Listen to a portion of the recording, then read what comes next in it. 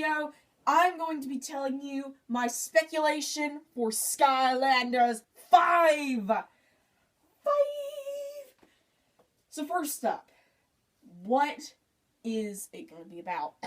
Where do you go? Chaos is in a trap. I mean, he's in a trap, guys. Where do you go? Where do you go? I'm going to be addressing that. Where do you go? This is where you go, guys. You go light and dark. That's where you go. Pretty sure that explains itself. Game 5, what do I think it's going to be about? Light and dark. Wouldn't make sense to do it on anything else other than light and dark. So, yeah. What I think, this is my story-wise thought process. So, a long time ago, all there was light and dark. Light and dark are called the primal elements, and they split into 4 pieces each, called the foundation elements. They are water, air, life, magic, tech, undead, earth, and fire, 4 of which belonging to each of the primal elements. So light would get like fire and air and life and tech, and then dark would get water, earth, undead, and magic. So that's kind of what I think. And so the giants were the first ones of these elements, and then they kind of created all the other parts of the elements. So there were light and dark giants as well. There was one for each. And so I think that these light and dark giants kind of may have formed some form of rivalry or something. I don't know, that just makes sense to me. Or like they created something. They took apprentices or something, and they started not liking each other. The light and the dark battled each other. Something about like that. And so it was like a feud between light and dark that kind of rages on for a long time within certain factions of light and dark. Not all of the light and dark elements hate each other, just certain factions. Sort of like a gang, sort of like a light gang and a dark gang, and they have like a feud. So they recruit members from all the other elements to go fight each other with. And then the core of light explodes right before they're out to fight, and that banishes them all, every single one of them. And so now, with Cloudcracker reopening, or allowing light and dark back in to the world, the feud is going to begin once again. If that makes any sense. And I'm sorry that I'm congested. Let me get a sip of water. And so, okay. And so the story is that there's like light and dark people fighting, and you have to stop both of them before they destroy all of Skylands. So with these, I guess one of the biggest questions that a lot of people are asking right now is, trap-wise, what's going to happen? What is going to happen with our beloved traps? Are we going to be able to use them in Skylanders 5? That is the biggest question. And I don't know why they're asking that, to be completely honest. I don't know why. If we take a look back at all of the Skylanders interviews about forward compatibility, since Giants, what is the one thing that they always say? What is it? We want to honor Portal Masters with large collections and bring their collection forward.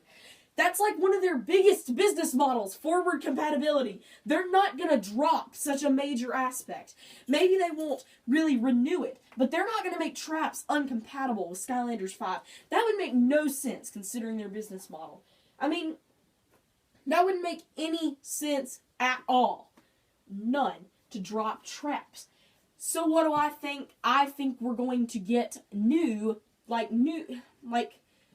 new trappable villains, maybe even 3 per element, and then like 3 or 4 traps, new traps per element, with like 10 or 20 new busts on the traps to kind of play around with. So, gimmick Skylanders. I was thinking before that Skylanders 5 was going to go back to its roots. But after they announced Skylanders 5, they confirmed that it was coming. They described it as innovative. That makes me change my outlook entirely. It's amazing what you can draw from one word, innovative. It means that they're not just going to stick with,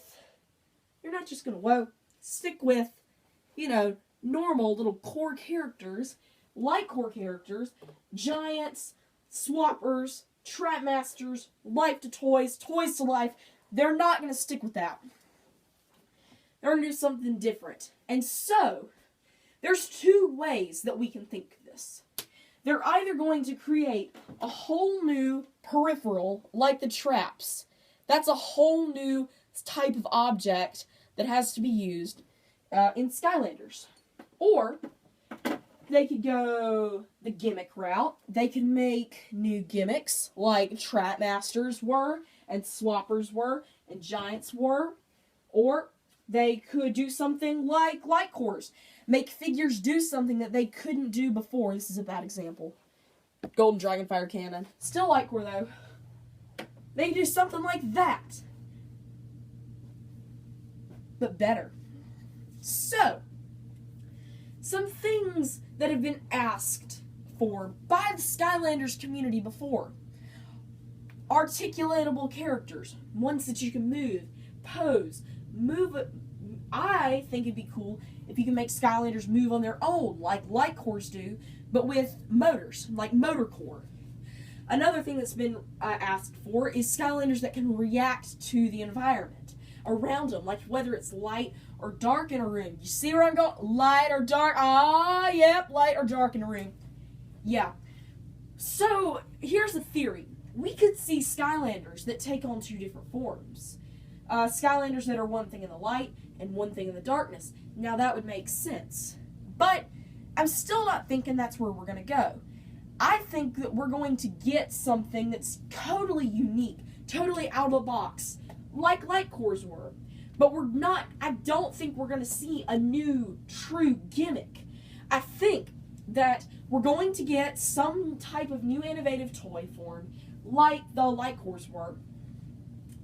But for the most part, the focus of the game is going to be to fill out our new two elements. IMHO, in my humble opinion. That's what Skylanders 5 is going to be for. And then from there on, light and dark will be filled out and they can move on to something else. So as far as villains go, I think that we won't see Chaos again. We might see Glumshanks, but I don't think we're going to see Chaos for the foreseeable future. So, who are we going to see? Well, as I said before, we could see an evil, light, or dark,